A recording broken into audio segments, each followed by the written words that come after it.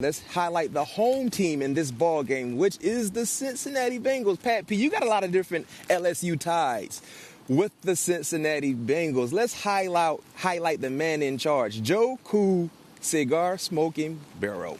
Right? Yes, first game you guys, that was week 1, right? If I'm not mistaken. You guys played against Cincinnati?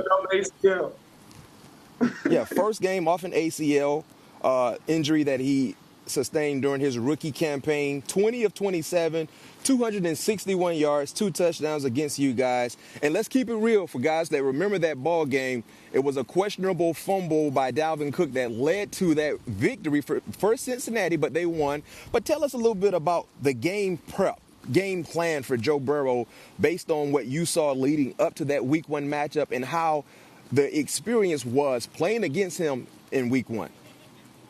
Well, we didn't have – obviously, we know what he was capable of. I can't remember how many weeks he played up until getting injured against Washington in his rookie campaign.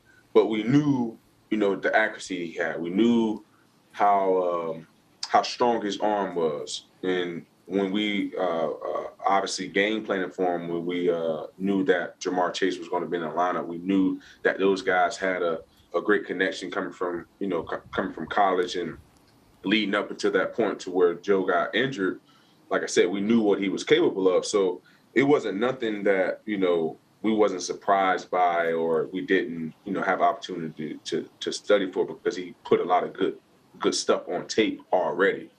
But going into that game, he looked just like he did, how he left off his rookie season. Was very poised in the pocket, making some great throws.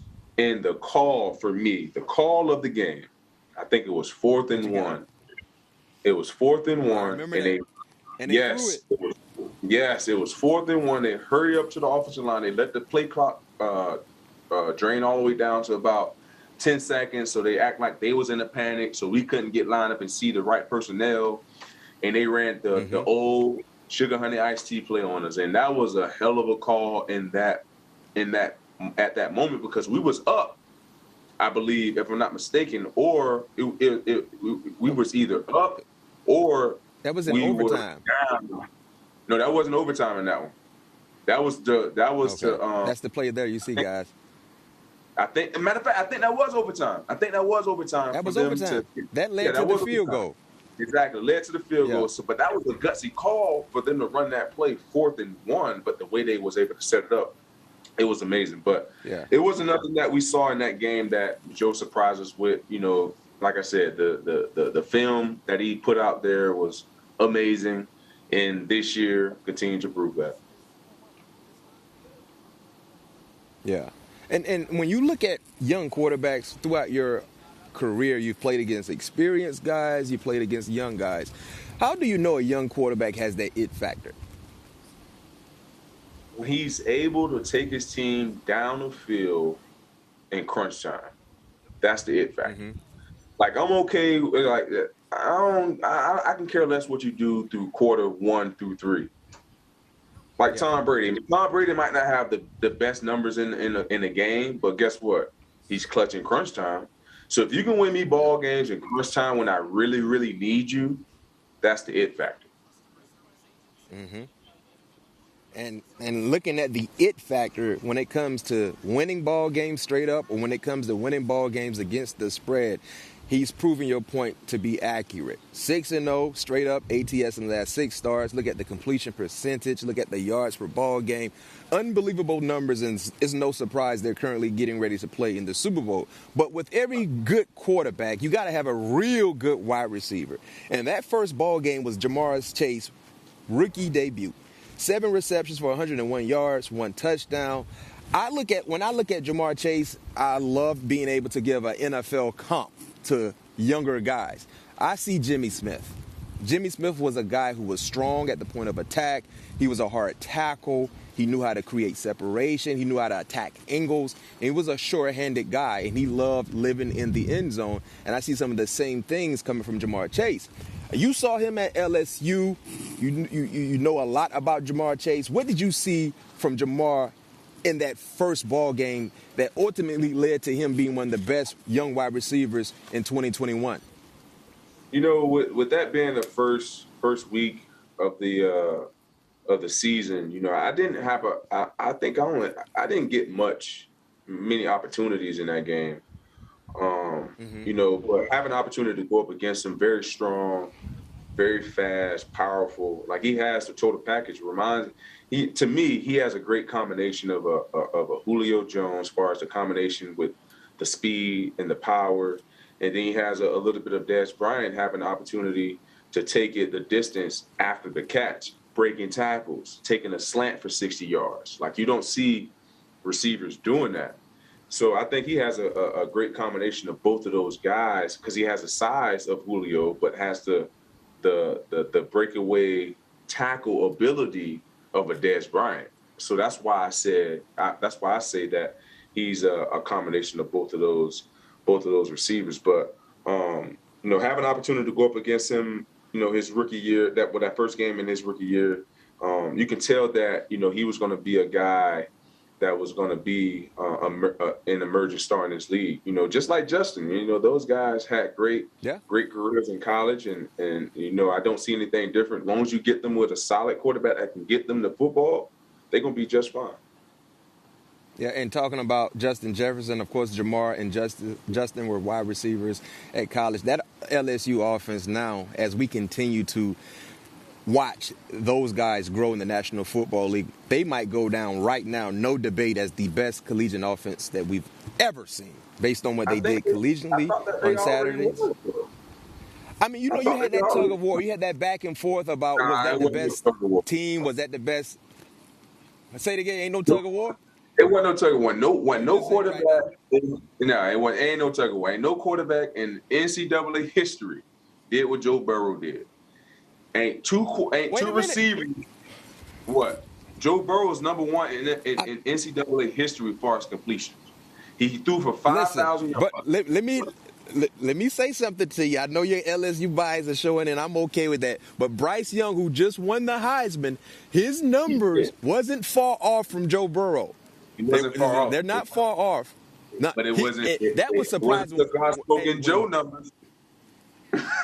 Go look at Bryce Young's numbers, and you're going to be like, yo, I'm surprised to see how close Bryce Young was to Joe based on what he did. But listen, you got two outstanding wide receivers, all-pro-like wide receivers.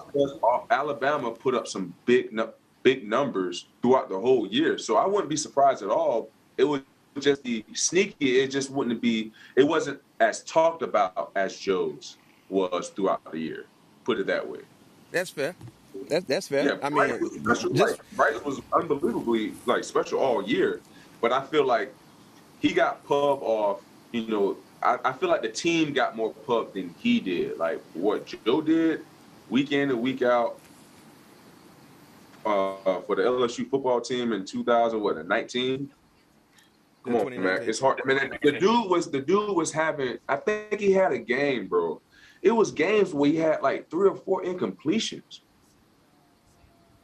Like, that's crazy. They have the numbers for you. Got look at 65 and 6. Okay. Yeah. Wait a minute. Hold on. He had 65 touchdowns. Is that a career stat? Oh, that's in a season, man. That's what I'm telling you, man. Ain't nobody had no year like that, boy. Hey, Joe Burrow had. What was I looking at? I thought I saw closer numbers. Joe threw 65 touchdowns. Hello. I'm sorry. Ain't nobody have a those career. Those are total touchdowns in his. Are those but that's career though. That's career, right? No, that's that season. That's that season, Mac. I'm telling you, he broke 2 records that year. He broke the completion record, the completion percentage, and the touchdown. The dude. That's why they call 65 total touchdowns. Joe. Yeah. Cigar Burrow. Nickname well earned. I tell you this much real quick before we transition. When I saw LSU play against Texas that Saturday night in I think it was week 2, man. when he did, that was like the opening to the college football world. Like, we got something special. Y'all better start paying attention. And when I saw it, I was like, yes, sir. Here we go, LSU. That boys. night game. Hey, y'all finally got an update because y'all had that old iPhone offense for such a long time.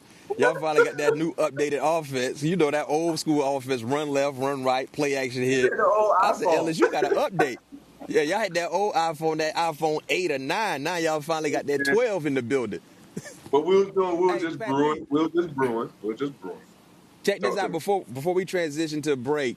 You know both guys very, very well. You know Jamar Chase and you know Jalen Ramsey. And one would think Ramsey will see a lot of Jamar Chase this Sunday in Super Bowl You 56 will. here out Sure. in LA. See a lot of each other. How do you visualize that matchup playing out? Man, it's gonna be a great matchup. Like it's gonna be plays made on both ends. Like it's gonna be the Super Bowl. Like it's gonna be plays. Like guys gonna be. I never played in the Super Bowl, but I got close to it before. But guys gonna be juiced up like no other. So it's gonna be plays. I expect plays to be made on both ends. Yeah. I expect. We know Jalen's gonna be all over the field. He's gonna be a nickelback. He's gonna be on the left side. He's gonna be on the right side. He's gonna be in press. He's gonna be in off.